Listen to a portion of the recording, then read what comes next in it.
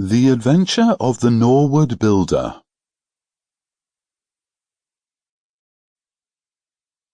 From the point of view of the criminal expert, said Mr. Sherlock Holmes, London has become a singularly uninteresting city since the death of the late lamented Professor Moriarty. I can hardly think that you would find many decent citizens to agree with you, I answered. Well, I must not be selfish, said he with a smile as he pushed back his chair from the breakfast table. The community is certainly the gainer, and no one the loser, save the poor out-of-work specialist whose occupation has gone. With that man in the field, one's morning paper presented infinite possibilities. Often it was only the smallest trace, Watson, the faintest indication, and yet it was enough to tell me that the great malignant brain was there, as the gentlest tremors of the edges of the web remind one of the foul spider which lurks in the centre. Petty thefts, wanton assaults, purposeless outrage. To the man who held the clue, all could be worked into one connected whole. To the scientific student of the higher criminal world, no capital in Europe offered the advantages which London then possessed. But now— He shrugged his shoulders in humorous deprecation of the state of things which he had himself done so much to produce.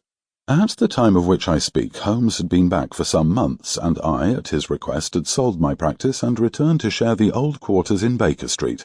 A young doctor named Werner had purchased my small Kensington practice and given with astonishingly little demur the highest price that I ventured to ask, an incident which only explained itself some years later when I found that Werner was a distant relation of Holmes and that it was my friend who had really found the money.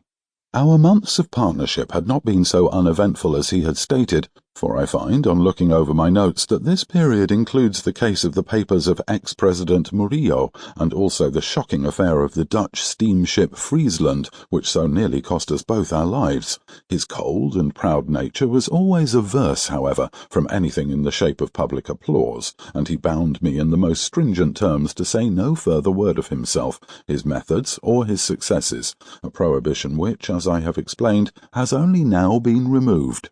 Mr. Sherlock Holmes was leaning back in his chair after his whimsical protest, and was unfolding his morning paper in a leisurely fashion, when our attention was arrested by a tremendous ring at the bell, followed immediately by a hollow drumming sound, as if someone were beating on the outer door with his fist. As it opened, there came a tumultuous rush into the hall. Rapid feet clattered up the stair, and an instant later a wild-eyed and frantic young man, pale, dishevelled, and palpitating, burst into the room. He looked from one to the other of us, and under our gaze of inquiry he became conscious that some apology was needed for this unceremonious entry. "I'm sorry, Mr. Holmes." Sample complete. Ready to continue?